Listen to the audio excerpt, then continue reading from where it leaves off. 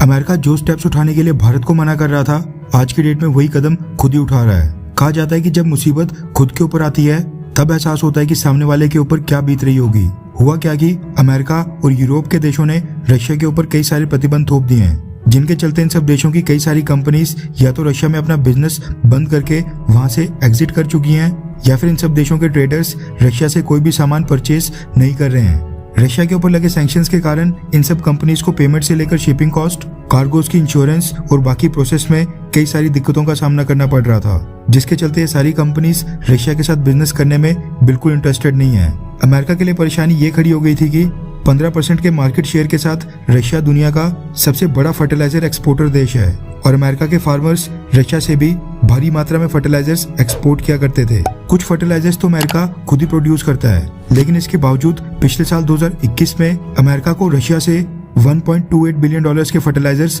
Purchase करने पड़े थे, जिनमें पोटाश, डाई अमोनियम फॉस्फेट और यूरिया शामिल है। लेकिन अमेरिका की फर्टिलाइजर कंपनीज इस साल रशिया से फर्टिलाइजर्स बिल्कुल परचेज नहीं कर रही थी। अमेरिका के फार्मर्स पहले ही बढ़े हुए ऑयल प्राइसेस से परेशान थे। ऊपर से अमेरिका और इंटरनेशनल मार्केट में फर्टिलाइजर्स की शॉर्टेज और फर्टिलाइजर्स की बढ़ती कीमतों के कारण एग्रीकल्चरल आउटपुट के कम होने का खतरा पैदा हो गया था, यानी फसल की कम पैदावार का खतरा हो गया था। कई सारे एक्सपर्ट्स जो बाइडेन एडमिनिस्ट्रेशन को ये चेतावनी दे रहे थे कि अगर रशिया से फर्टिलाइजर्स परचेज नहीं किए गए या फिर रशिया के फर्टिलाइजर्स को इंटरनेशनल मार्केट में आने से रोका गया तो दुनिया के बाकी हिस्सों के साथ साथ अमेरिका में कम एग्रीकल्चरल आउटपुट के कारण पहले फूड शॉर्टेज होगी, फिर फूड प्राइसेस बढ़ेंगे, जिसके परिणाम स्वरूप बहुत ही बड़ा फूड क्राइसिस पैदा हो जाएगा। सेम सिचुएशन भारत के सामने भी थी, बस फर्क इतना था कि यूएस के केस में फर्टिलाइजर्स हैं, जबकि भारत के केस में फर्टिलाइजर्स तो थे लेकिन क्रूड ऑयल भी था। क्रूड ऑयल के प्राइसेस आसमान छू रहे थे। पेट्रोल और डीजल के प्राइसेस इतिहास में पहली बार भारत में 100 रुपीज क्रॉस कर गए थे।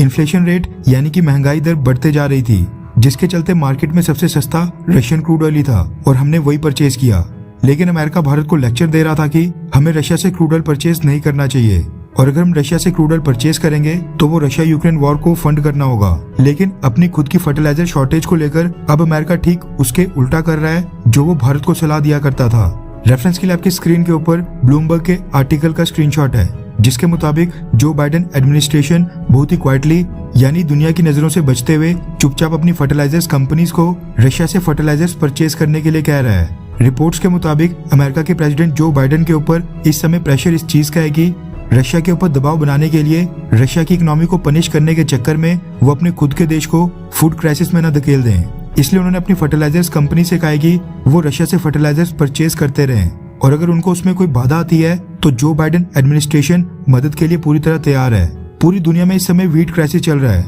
लेकिन इसके बावजूद अमेरिका रशिया को ग्रेन्स, सनफ्लावर ऑयल और व्हीट एक्सपोर्ट नहीं करने दे रहा है, क्योंकि उन सब चीजों की दुनिया के बाकी देशों में शॉर्टेज चल रही है, ना कि अमेरिका में। बाकी देशों के पास तो कोई ऑप्शन ही नहीं है, लेकिन अमेरिका में जैसी फर्टिलाइजर्स की शॉर्टेज हुई, जो बाइडेन एडमिनिस्ट्रेशन ने रशिया से फर्टिलाइजर्स परचेज करने का फैसला कर दिया। यानी जिस चीज की अमेरिका को खुद शॉर्टेज होगी वो सभी आइटम्स अमेरिका रशिया से परचेज करते रहेगा, और बाकी जिन चीजों का अल्टरनेटिव है उनके ऊपर वो सैंक्शंस लगा देगा, फिर चाहे बाकी दुनिया के देश भाड़ में जाएं। रशिया के ऊपर प्रतिबंध थोपने के बुरे परिणाम झेलने की जब खुद की टर्न आई तो अमेरिका पीछे हट गया है और भारत जैसे दुनिया के बाकी देशों से बोल रहा है कि हम रशिया से ये परचेज ना करें, वो नहीं खरीदें। ये तो शुक्र है कि भारत रशिया से आज भी फर्टिलाइजर्स और क्रूड ऑयल परचेज कर रहा है और पहले भी करते रहा। आप सोचिए कि अगर अमेरिका के कहने पर ईरान की तरह भारत ने रशिया से भी क्रूड ऑयल और फर्टिलाइजर्स परचेज करना बंद कर दिया होता और आज अमेरिका खुद ही रशिया से फर्टिलाइजर्स खरीदता, तो ये हमारे लिए कितना बड़ा ब्लंडर होता। इसलिए ये कहना गलत नहीं होगा कि रशिया से क्रूड ऑयल और फर्टिलाइजर्स परचेज करके भारतीय सरकार ने बहुत ही बढ़िया काम किया।